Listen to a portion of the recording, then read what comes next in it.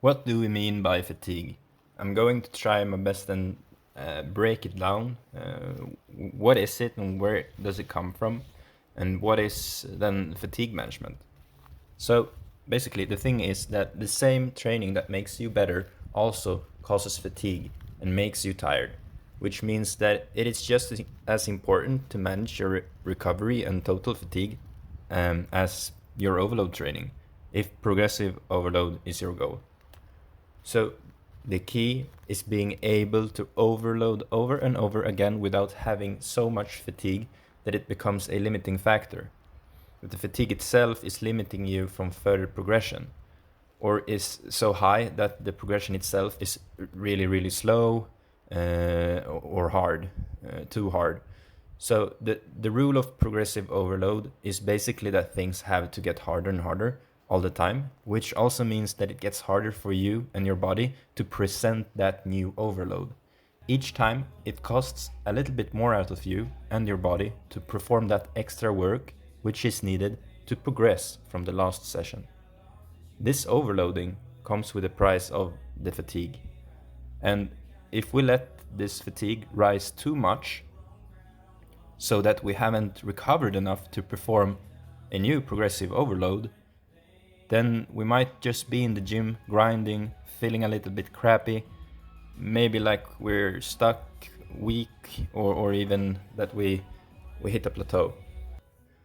So we're no longer really able to progressively overload and get any better because the fatigue has catched up to us. So basically, overload training messes you up a little bit, especially if you're really starting to push it, because things are a little bit messed up in your body and maybe psychologically also, but your systemic fatigue and central nervous system takes a beating as well. So the total fatigue basically just starts to accumulate more and more as you progressively overload. And you will reach a point when you're no longer able to present that new overload. So you could basically imagine your body as a race car. How do you get faster laps on the track? By driving more recklessly, by driving tougher, harder turns, and driving faster, lap by lap.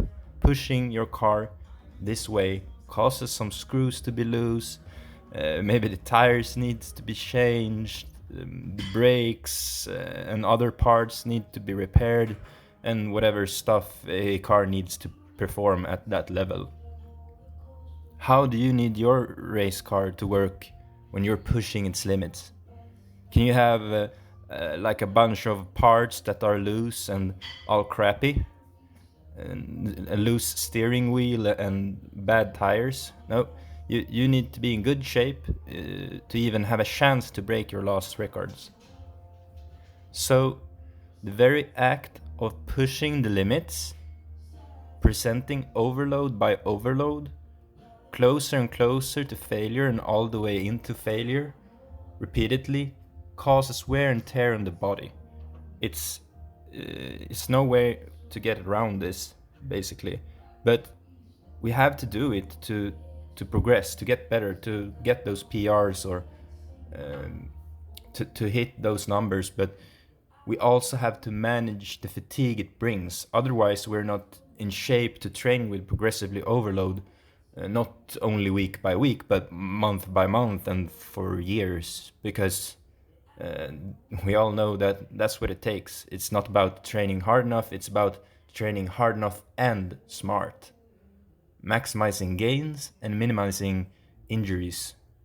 So, this is the idea of fatigue management, deloading, having lighter days of active rest, etc. Is taking some kind of action to repair and heal your body from all the damage the overload training causes. And even being a little bit proactive in some ways, giving your joints, tendons, and central nervous system some much needed time to heal up and recover. Most people have torn something sometime a little bit, or in worst case, completely. You can feel muscle soreness and damage pretty well, but you can't really feel or tell if one of your pecs insertions is close to snapping off the bone. So giving your body some time to basically heal up will make it easier to continue that progressive overload in the long run. So how do we do this fatigue management? Deloading, lighter days, etc. There are basically different ideas and approaches to this, and it usually comes down to how you like to structure your training. Some people like to program their deload after a mesocycle of overload training. Others like to train with a more slow but steady gains approach. Maybe less frequency in their split, maybe always 1 or 2 reps in reserve, slower progression so that the body gets more time to basically rest within the overloading itself.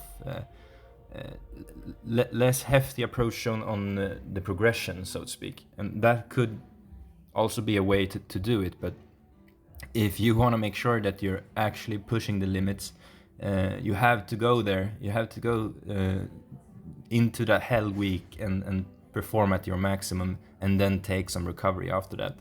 But there's no right or wrong answer, and perhaps there's different things that works better for different people.